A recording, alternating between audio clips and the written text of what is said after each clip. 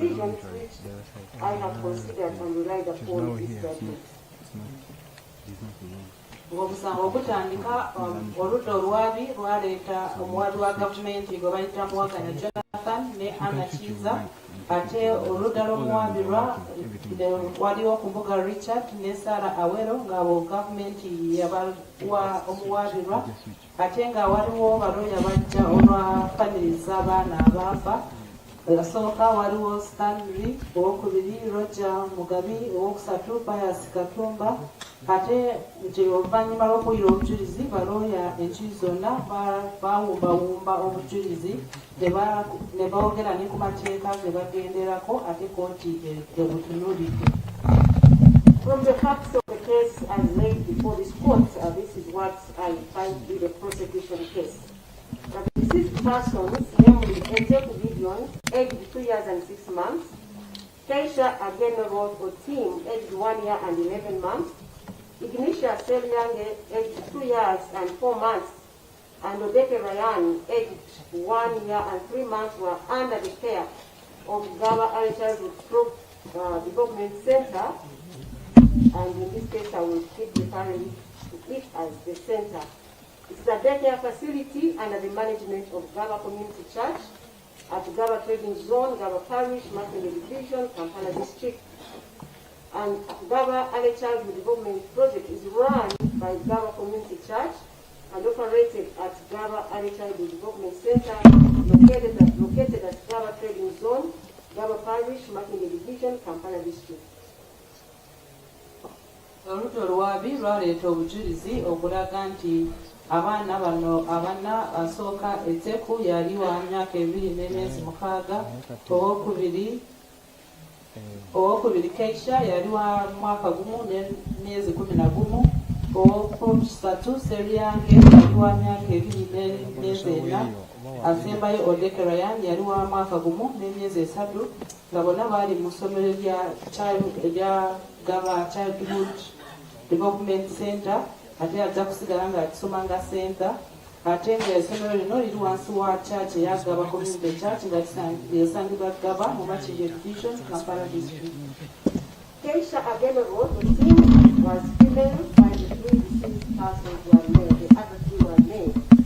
And the center was founded by Gaba Community Church and operates a daycare and an early childhood program for the vulnerable and malnourished children who are identified from the community. The children under the daycare program pay some money, while those ones, the vulnerable, do not pay. Ignitia Selyange, Gideon and Eteku were among the vulnerables, while Odeke Ryan and Keisha Agenero Otim were under the daycare program. Keisha yali mwana muwala, abalala baali balenzi, nga bonna essomero lino lyali wansi wa church eya Gaba Community Church, ate nga baali balina daycare ate n'okukuumirawo abaana abaali batalina mwansirizo, nga babajjanga mu bantu ne babalabirira, ate nga bagamba baali mu daycare baali basasula, ate be bajjanga mu bantu nga tebasasula. Christopher Okello, who I will keep referring to as the accused person going forward, he is a male adult, an American citizen by nationality and Ugandan by birth. He holds 2 American passports, and those passports were admitted in court as exhibits. Omuwawalirwa bamuyita Christopher Okello era tujja kusigala nga tumuyita muwawalirwa nga musajja mukulu mutuuze wa America naye nga bamuzalira mu Uganda, alina passport 2 nga za America ate zonna bazireeta mu Lusimiti. On 31st March 2026, the accused person hired a motor vehicle RAV4 for self-drive. On Wednesday, 2026, the accused person drove from Namgala Cross, Chandra, where he was residing, to the center, where he met one of the caretakers in Speedy Namtedi, who testified as PW6. ennaku z'omwezi 31 Ogwokusatu 2026 Muwabirwa yapangisa emmotoka kika kya lwabuko ng'agenda gyevugira era nga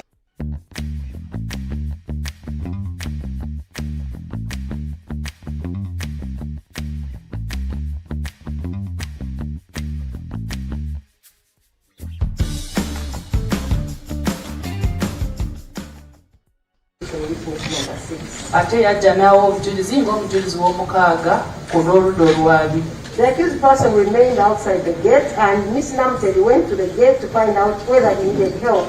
And the accused person informed her that he had a child aged 3 years and required an admission for her.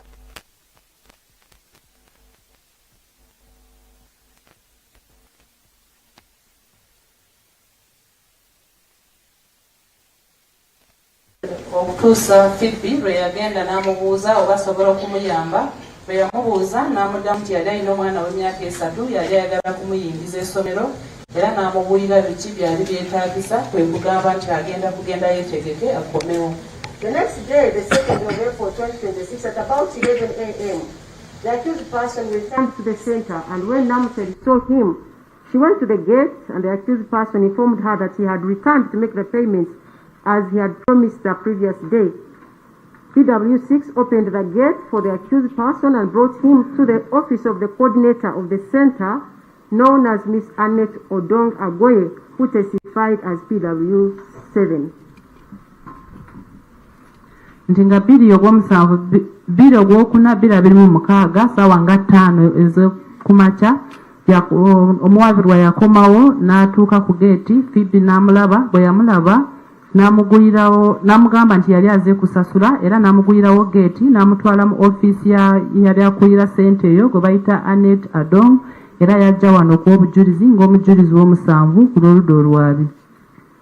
Miss Namteri introduced the accused to Miss Annette and informed her of their encounter and conversation the previous day. Miss Odong welcomed him and also interviewed him pertaining to the details of the child to be enrolled.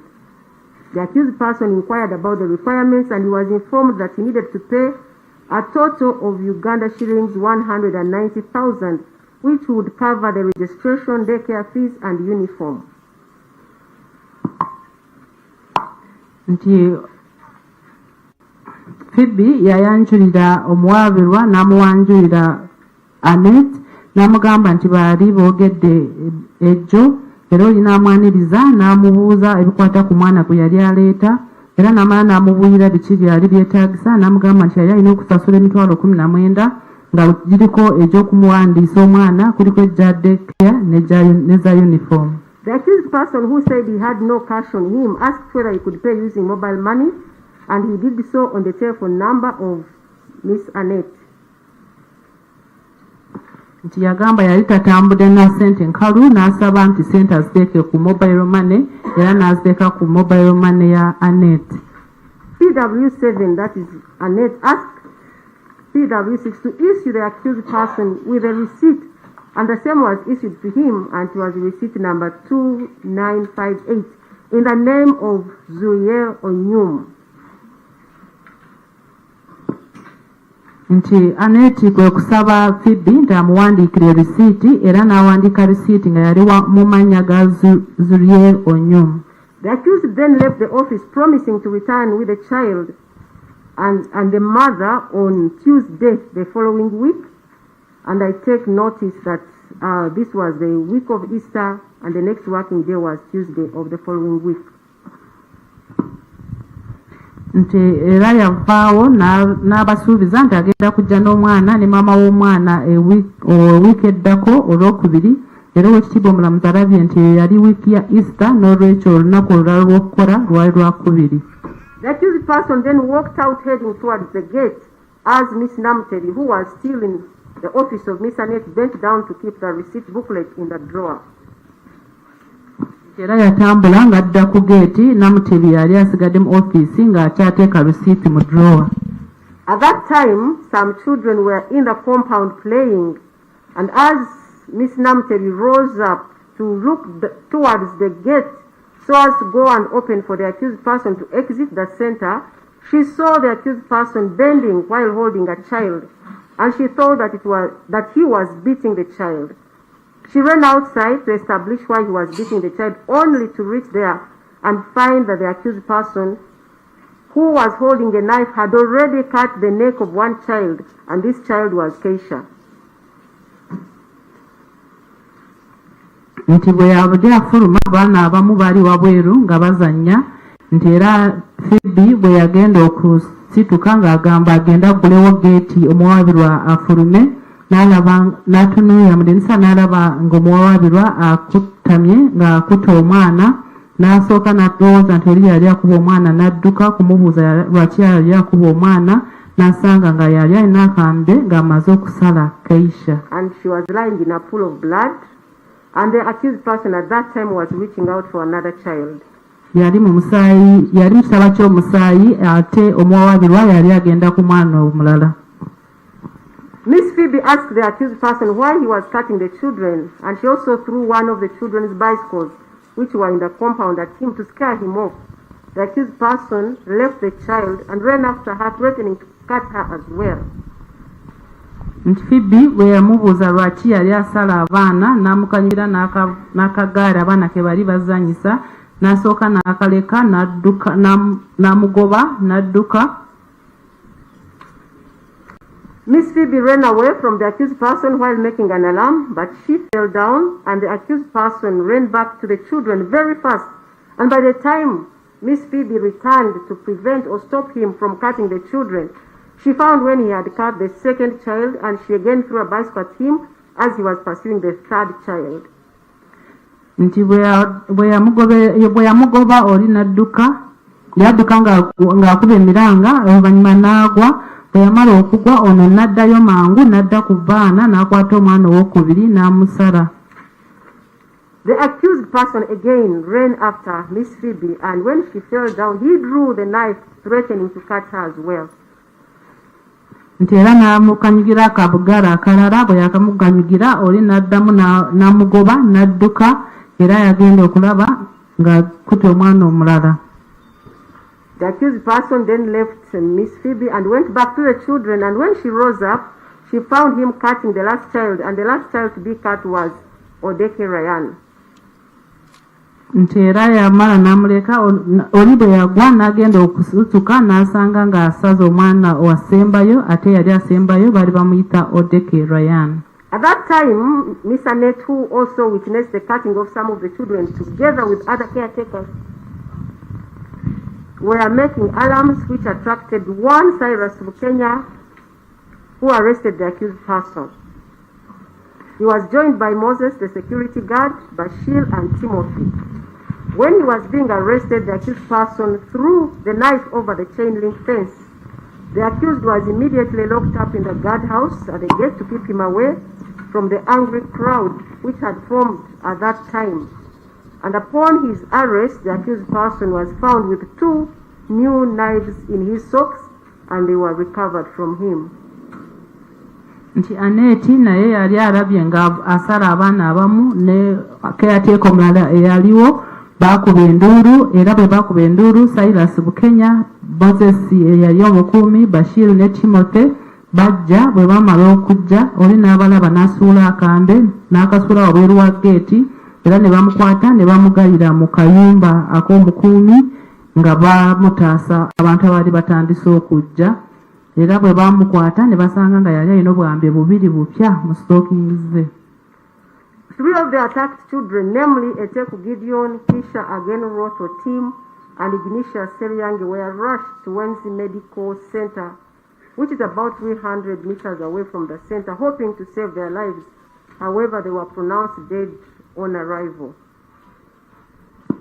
Abaana abasatu Eteku, Keisha ne Seryange baabatwala ku ddwaliro lya Wenzi Medical Center nga balowooza bayinza okubataasa, naye bwe baatuuka ne bagamba nti bali bafudde. Ryan Odeke, who was clearly dead, was left at the veranda but was also later taken to Wenzi Medical Center by police.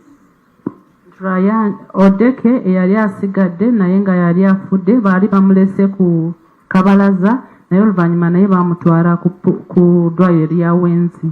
The dead bodies of the 4 children were then taken to Mulago, Kampala Capital City mortuary by police, and post-mortem examinations were done on them by Dr. Katongole Abdul, who described the injuries on all the bodies of the 4 children to have been on the necks, and concluded that the cause of death for the 4 children was hypovolemic shock due to deep cut injuries to the neck. Nti emirambo gino oluvannyuma bagitwala e Mulago mu ggwanika, era omusawo gwe bayita Katongole n'akebera emirambo n'annyonnyola nti abaana baali balina obuvunne mu bulago, ate n'agamba nti ekyabaviirako okufa baabafumita nnyo ne bavaamu omusaayi mungi. The police officers from Kabalagala Division of Police visited the center, which they termed as the primary scene of crime, and recovered the killer knife and the 2 other knives and a backpack which was also recovered on the accused person, picked some suspected blood from the compound, among others. Nti abasirikale ba poliisi e Kabalagala bagenda mu kifo ekyo we batira abaana ne baggyayo obwambe bwe basangawo, ne baggyayo n'ensawo omuwawaabirwa gye yali alina, era ne batwalako n'omusaayi gwali mu luggya. The samples recovered were subjected to DNA analysis and the report was admitted in evidence. Nti omusaayi ogwo baagutwala ne bagukebera